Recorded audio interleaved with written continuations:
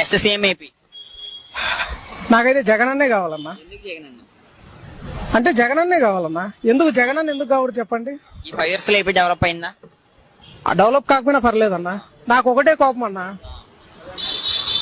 ఏంటంటే ఆంధ్రాలో రోడ్లు బాగాలేవు. దానికి కారణం ఎవరు? పవన్ కళ్యాణ్. ఎందుకంటే 3 పెళ్లిళ్ళు చేసుకున్నాడు కాబట్టి. ఆంధ్రాలో ఉద్యోగాలు రాలేదు, దానికి కారణం ఎవరు? పవన్ కళ్యాణ్ గారే.